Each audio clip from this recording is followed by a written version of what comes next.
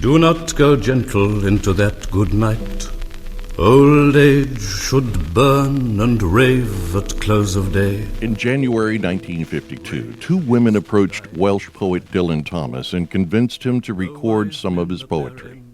When he first recorded Do Not Go Gentle Into That Good Night onto a vinyl record, it launched a new business that created a recording label for him and began what became, as of 2021, a $1.2 billion audiobook industry. So she lifted up her voice at an angle calculated for distance and shouted, "You, Tom!"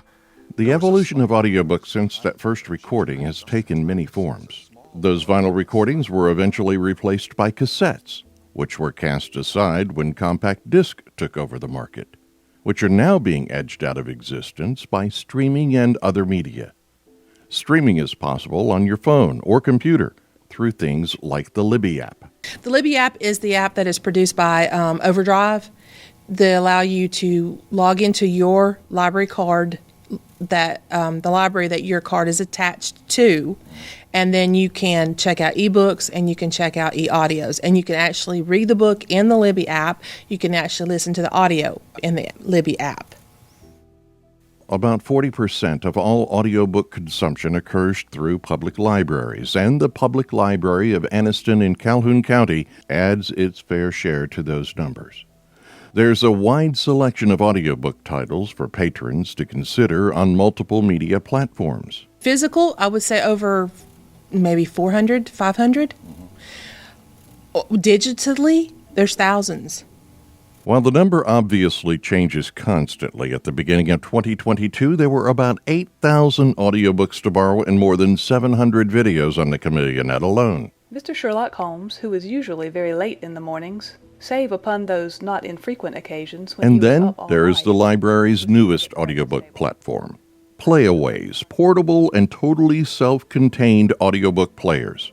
You just connect the Playaway to a speaker or plug in your headphones and you're ready to listen. From the galaxy. It's written on the inside. I was asked by my director if I thought of anything, and I had seen those, and I thought maybe that might be a good thing to help people who are traveling and things like that. And a lot of people said because the new cars don't have CD players in them, so they can use this, and then you plug up into the auxiliary system.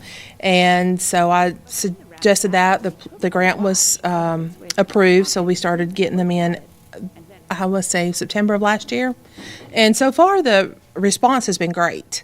People really enjoy them. The Playaway machine is small enough to stash in almost any pocket and take on a walk or jog. The library sells earbuds to use if you don't have headphones.